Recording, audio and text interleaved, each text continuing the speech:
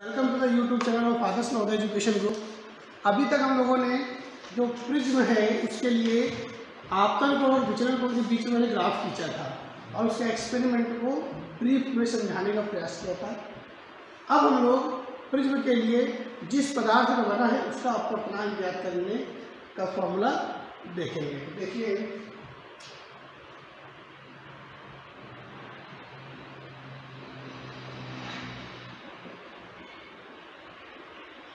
Prism के पदार्थ का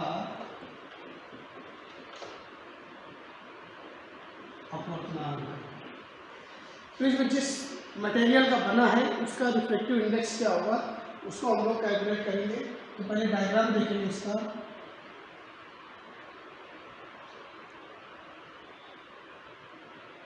ये कोई प्रिज्म ABC है जहाँ BC इसका आधार है और A प्रिज्म कोण है। इस पर कोई प्रकाश किरण इस प्रकार आपतित होती है।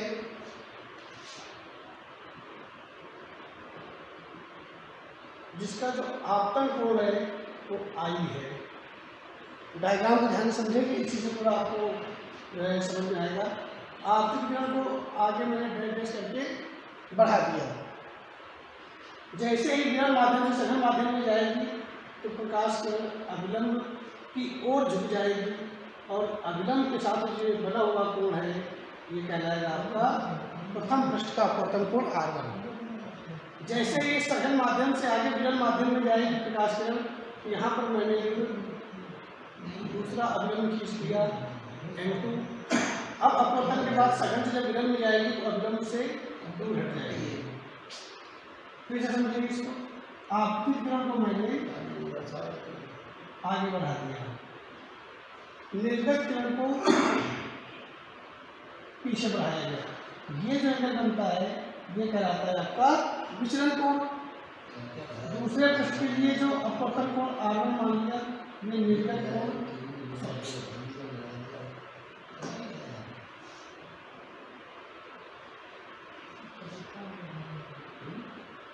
अभिलंब के साथ बना हुआ कोण ये निर्गत कोण हो गया E। अब देखिए क्या होगा इसमें। ये एंगल कुछ मान लीजिए कि अल्फा है और ये एंगल बीटा कंसीडर कर लीजिए। ये μ1 है और दूसरी तरफ भी μ1 है, जिसको एयर या वैक्यूम मान लें तो इसकी वैल्यू 1 हो जाएगी और इस पदार्थ का अपवर्तनांक 0 के बराबर मैंने μ मान लिया।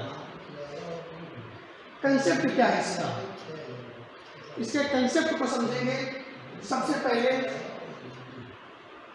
ये जहाँ तक करता है इस पॉइंट में मैंने P मान लिया गया, पॉइंट P हो गया, ये पॉइंट Q हो गया। यहाँ पर इस पॉइंट को मैंने R मान लिया। अपवर्तनांक ज्ञात करने के लिए हम लोग क्या करेंगे, पहले APEQ इस त्रिभुज को लेंगे, इसके बाद PQE इस त्रिभुज को, इस चतुर्भुज को लेंगे और इस त्रिभुज को लेंगे। इसके बाद क्या करेंगे देखते जाइए स्टेप बाय स्टेप। सर्वप्रथम चतुर्भुज APEQ में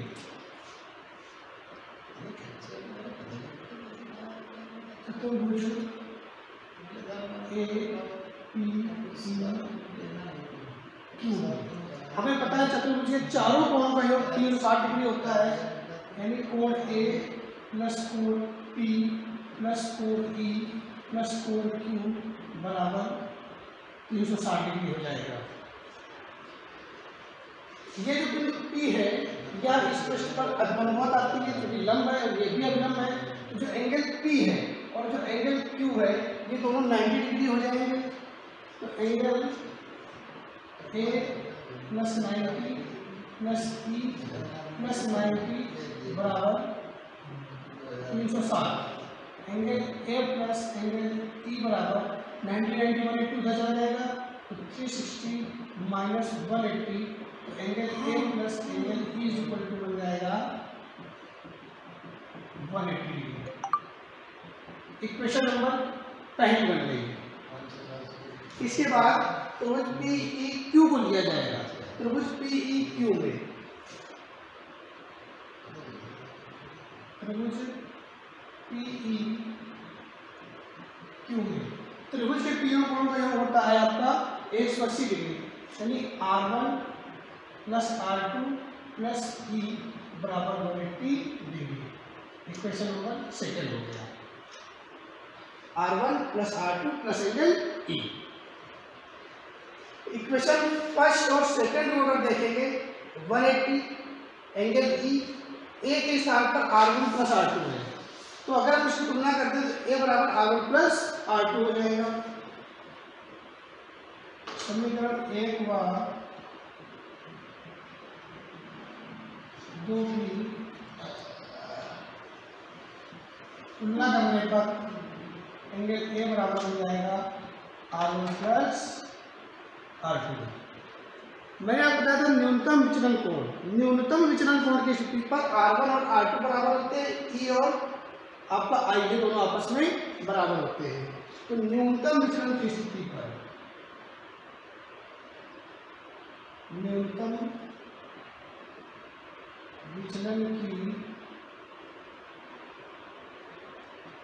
की स्थिति पर एंगल R1 बराबर एंगल R2, इसको मैंने R मान लिया, एंगल ए बराबर हो गया 2R या R बराबर हो गया एंगल ए अपॉन 2। ये एंगल ए की वैल्यू 2R या R की वैल्यू ए अपॉन 2 आ गया। अब I की वैल्यू निकालेंगे और स्नेल के नियम में रख दिया जाएगा, आंसर आ जाएगा। सिंपल से इसका तरीका है। एंगल E को कैलकुलेट करने के लिए हम लोग त्रिभुज PQR को लेंगे। इस त्रिभुज PQR में बहिष्कोणीय प्रमेय लगाएंगे, यानी त्रिभुज का बहिष्कोण डेल्टा बराबर अंतः सुदूर अंतर दोनों कोणों का योग, यानी अल्फा प्लस बीटा को डेल्टा के बराबर हो जाएगा। ये देखिए ऐसे बना हुआ है, ये ट्रायंगल है, ये आपका डेल्टा है, ये बीटा है और ये अल्फा है। अल्फा प्लस बीटा को डेल्टा के बराबर हो जाएगा। तो त्रिभुज PQR, त्रिभुज PQR में बहिष्कोणीय प्रमेय से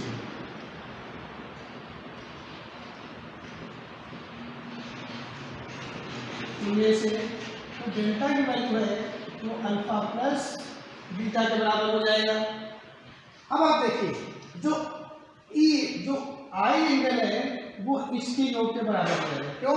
क्योंकि ये दोनों आपस में शीर्षक त्रिकोण है, तो आई बराबर हो जाएगा अल्फा प्लस R1।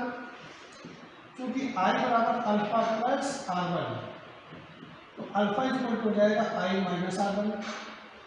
दूसरा, चूंकि E का ये शीर्षक त्रिकोण है, ये एंगल E है और ये एंगल अल्फा और बीटा प्लस R1 है, E बराबर हो जाएगा beta plus R1, sorry R2, इसको R2 ले लेंगे, R2। यहाँ से जो वैल्यू R2 की आ जाएगी वो आ जाएगी E माइनस बीटा। R1 और R2 की वैल्यू, ये R1 है, R1 और R2 की वैल्यू को यहाँ से हम लोग इसमें रखेंगे एक टेस्ट। अल्फा बीटा की वैल्यू निकालते हैं। अल्फा बीटा की वैल्यू यहाँ कितनी है? अल्फा की वैल्यू हो जाएगी आई माइनस R1 और यहाँ से बीटा की वैल्यू जो हो जाएगी हो जाएगा E माइनस R2। ओके, ये अल्फा बीटा की वैल्यू को ऊपर के क्वेश्चन में रख दिया जाएगा।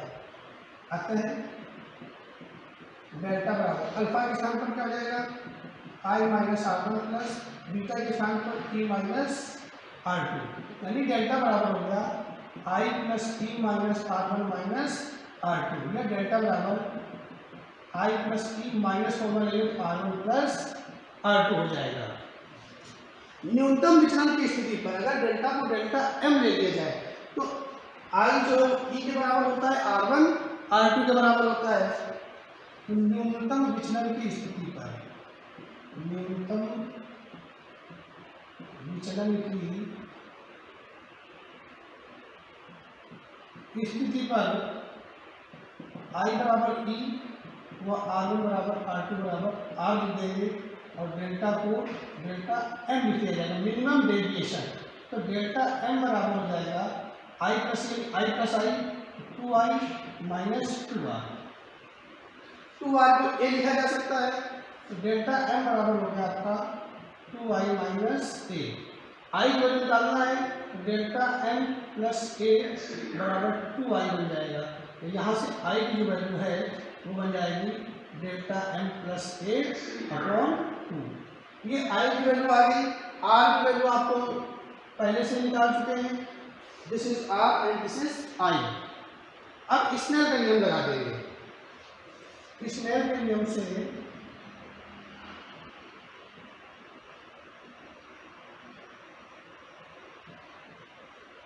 क्या हो जाएगा,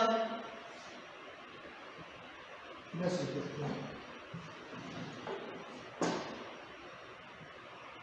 sign I upon sine R is equal to होता है 1 म्यू या म्यू 2 अपॉन म्यू 1 या म्यू अपॉन 1। जबकि एयर में अगर ये पानी के अंदर होता तो म्यू 1 की भी कुछ वैल्यू होती, वो वैल्यू यानी पानी का अपवर्तनांक लिख दिया जाता है। ये ध्यान रखिएगा यहाँ पर। ये म्यू की वैल्यू आ गई, sine I upon sine R, तो आई की वैल्यू है डेल्टा एम प्लस ए, तो sine delta M plus A upon 2 upon sine R की value A by 2, sine A by 2 बराबर आ गया म्यू। यही कहलाता है प्रिज्म के पदार्थ का अपवर्तनांक। यहाँ पर आपको ए की वैल्यू डेल्टा एम की वैल्यू दी जाएगी, ये वैल्यू यहाँ पर लिख दी जाएगी, तो हमें प्रिज्म के पदार्थ का अपवर्तनांक प्राप्त हो जाएगा। तो ये इस टॉपिक का रिजल्ट है। इसमें अगर आपको कोई प्रॉब्लम हो तो कमेंट बॉक्स में आप डाल दीजिए, वो मैं आपको क्वेश्चन दोबारा समझा दूंगा। अब इसमें थोड़ा सा इंप्लीमेंट हो जाते हैं न्यूमेरिकल के हिसाब से कि अगर ये एंगल बहुत छोटे हो, प्रिज्म बहुत पतला हो, लगभग 5 डिग्री या उससे भी छोटा हो, तो ऐसी स्थिति पर हम क्या करेंगे, तो देखिए इसको मैं हटा देता हूँ।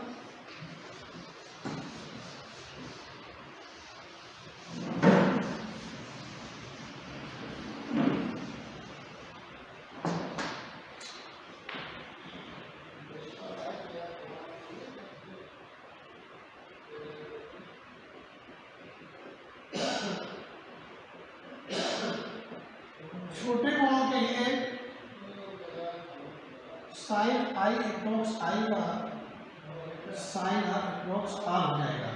यूँ कह दो कि delta M plus A upon 2 को sign delta M plus A upon 2 लिखा जा सकता है। साइन हट जाएगा यहाँ से, तो आई को कह दोगे delta M plus A upon 2 upon A upon 2 बराबर यू।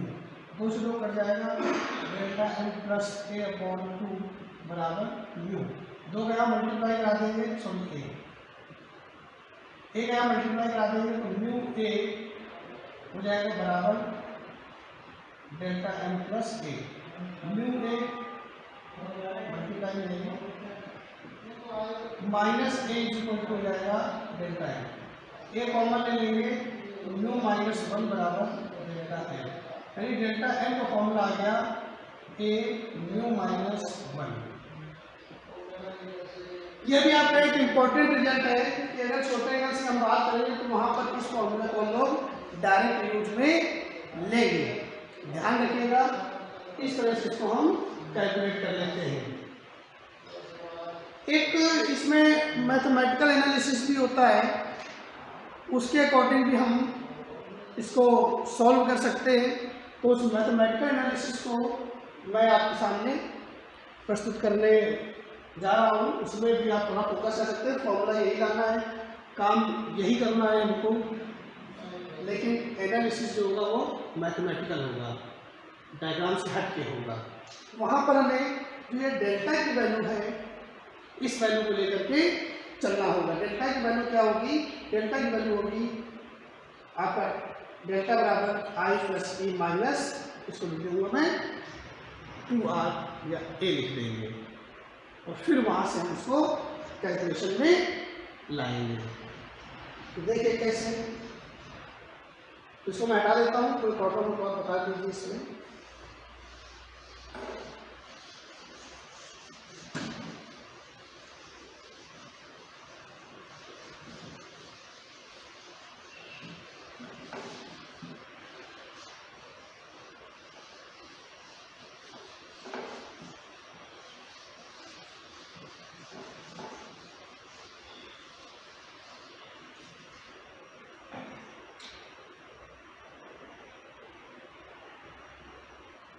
गणितीय विश्लेषण, मैथमेटिकल एनालिसिस लेते हैं यहाँ पर। अगर हम तो चूंकि डेल्टा की वैल्यू आ गई I plus E minus 2r, या जिसको आप a लिखते हैं, वो चीज आ जाएगी यहाँ पर। तो यहाँ डेल्टा बराबर दिया मैंने √i का स्क्वायर प्लस √e का स्क्वायर माइनस a, या जिसे आप 2r लिख रहे हैं, क्योंकि अभी मैंने कैलकुलेट किया था। यहाँ पर मैंने √i का स्क्वायर प्लस